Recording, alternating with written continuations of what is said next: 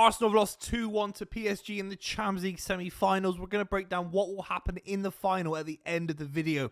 PSG versus Inter, that's juicy. But ultimately talk about Arsenal as well. A great Champions League campaign where they smashed Real Madrid home and away. And the seeds of optimism that are there for Arsenal in future campaigns. But what went wrong for Arsenal today? Ultimately, Mikel Arteta didn't come up against prime Zidane's, Real Madrid. Didn't come up against a prime Ancelotti AC Milan side, a prime Guardiola side, Barcelona. This is a PSG side that you can have a go at. They're far better than what we've seen in the last 10 years. 100%. They're fitter, they're sharper, they know how to manage the game a lot better. This is a fantastic PSG side. I'm not trying to take anything away from PSG and Luis Enrique, but this Arsenal side are not 3-1 worse than PSG. And there will be an element of a missed opportunity here for Arsenal because ultimately they couldn't get their foot on the ball in the right way. They don't have the personnel to necessarily influence these kind of Champions League games. That's not necessarily Arteta's fault. It goes back to transfer strategy and other kind of macro factors that we can talk about maybe a little bit later in the video. But there is a missed opportunity here, particularly from the home game at the Emirates to go 1-0 down, not score, not make it 1-1, not get their foot on the ball, not to create too many chances in the first game. A couple of chances, Martinelli and Trossard. But then to go to Paris and concede in the first 27 minutes from a fantastic Fabian Ruiz goal. It's basically over at that point after, 107 minutes of football. That isn't good enough in the Champions League. You have to make things tight. You have to get in there with your own goals. You have to make it a little bit end-to-end and create big chances yourself. And it felt like Arsenal never really did that. The missed opportunity for me is they didn't keep possession in the right way. In the first 20 minutes, I'm sure there's going to be a lot of Arsenal fans that say the big chances that they had.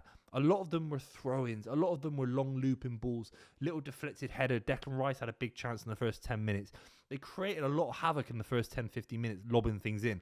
I'm not saying Arsenal shouldn't use what's a tool in their toolkit to try and damage PSG. I'm not saying using long balls, crosses, because clearly it works on some level.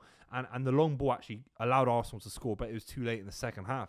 All I'm saying is it has to be mixed with more from Odegaard, more from Partey, who I thought had a quiet game, more from Declan Rice. It has to be better. It can't just be throw-ins. You can't be relying on Thomas Partey to throw the ball in the box with Jove on the sideline to get you to the Champions League final. We didn't see enough from Arsenal in midfield in the last couple of games. I know that they had issues with Partey in the first leg, and that is a big, big issue. But you can't be relying on Partey, especially against this midfield as well today, who were absolutely fantastic. So the missed opportunity for me is that Arsenal didn't ever really apply themselves in the same way they did against Real Madrid. It always felt like the possession they had was a little bit side to side. They weren't able to create chance after chance after chance. It was a little bit too scrappy. That is the opportunity miss for Arsenal. Because you can get this PSG side. John McGinn was having a go against this PSG side. You can have a go. Fabian Ruiz, unbelievable. On the edge of the box, he almost lifts it round. I think it's Declan Rice. Lifts it over him or around him and smashed it from 25 yards out. It's an outrageous goal. The Arsenal players don't get there. It's kind of route one stuff. Not clearing the second ball, not being defensively rigid enough. And to go 2-0 down on aggregate after 27 minutes in the second leg, nowhere near what you need to get into the Champions League final, nowhere near. I know Arsenal had chances, but it felt like the game was over at that point as well. Then they go 3-0 down on aggregate to Hakimi, a great strike, surely the best right-back in world football, alongside Trent, alongside, I'm struggling at the moment, alongside not many others. Him and Nuno Mendes were absolutely outrageous. The best fullbacks in world football. Nuno Mendes locked up Saka today. Saka looked nowhere near dangerous compared to what he usually is. And ultimately, when you have Mane and Salah, if Mane has a bad day and when Liverpool won the Champions League, you can give it to Salah.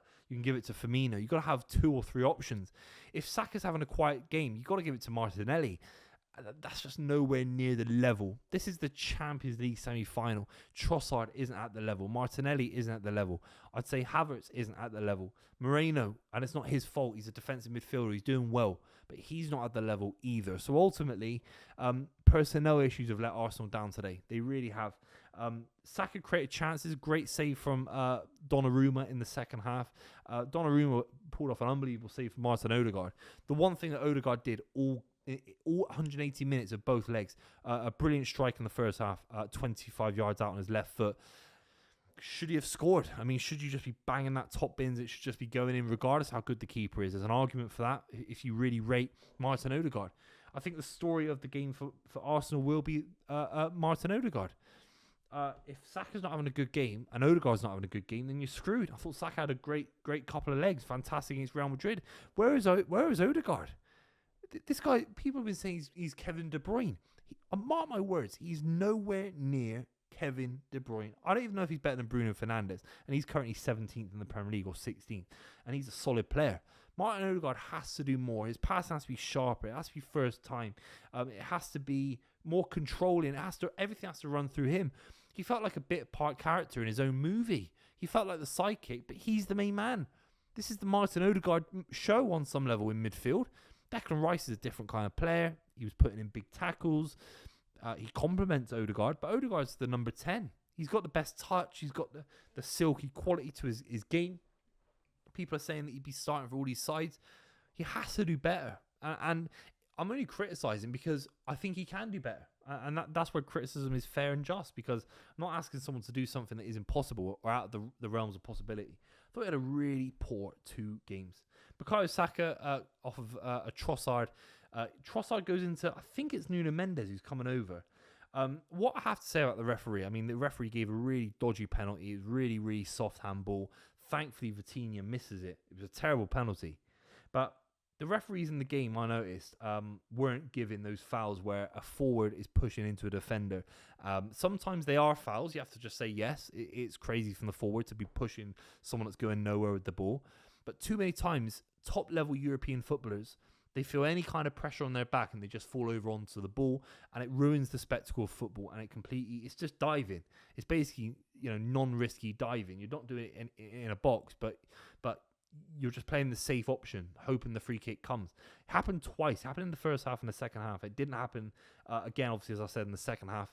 Saka capitalizes and scores. It was too little too late. And the big thing for me, look, I don't know the Arsenal squad inside and out. I don't know where Ranieri is in terms of injuries or his fitness, but he's had more of a goal-scoring impact in the Champions League this season than Martin Odegaard. Scored an unbelievable goal against Girona, PSV as well, I think it was. Why isn't he coming on? Did he even come on? Let's have a look. He didn't even come on. Didn't even come on. How's he not coming on? It's mental. Like, he can score from 25 yards out. He's been unbelievable this season, unless there's been something in training that I've not seen, and I'll hold my hands up. But if he's fit, he's on the bench. Why is he not getting not even a minute when they're chasing a game, chasing a goal? There was a fundamental lack of belief for Arsenal today, and that's where Luis Enrique, that's where PSG with players like Dembele, that played at the highest level for Barcelona, can just... They're a different gravy in terms of mentality, and Arsenal have to get there. They really do. But in terms of playing staff, they're not a million miles away from PSG. In a combined 11, I think you probably play Saliba and Gabriel over their centre backs. Their keeper and their fullbacks get in. I think Declan Rice gets in over. Maybe that's difficult. Neves. Maybe Dembele gets in. Saka. Maybe it is more PSG, but it's close. I think for Arsenal to be losing 3-1 would be a little bit frustrating, and it feels like a missed opportunity. Something about it reminds me of England in the Euros, just a missed opportunity. I don't know why. Ben White coming on, Calafiori coming on. It's a flat squad. It's a non-dynamic squad. Gonçalo Ramos coming on, Dembele coming on. I know he's injured. Lucas Hernandez. They got some. Zaire Emery's on the bench. They're nowhere near, are they? Arsenal's squad is just not very dynamic, not very robust. What can I say? They're out. I think they can go on again. They can kick on, but it's going to be an Inter versus PSG final. I'm going to be covering that on the channel tomorrow, so make sure you subscribe for an early Champions League final prediction. It's going to be a juicy final. But Arsenal, can they go again? What should they do in the summer to address the key issues in this squad? And how good was a run for Mikel Arteta this season? I think it was a solid run. What can I say? Make sure you subscribe to the channel. I'll see you very, very soon.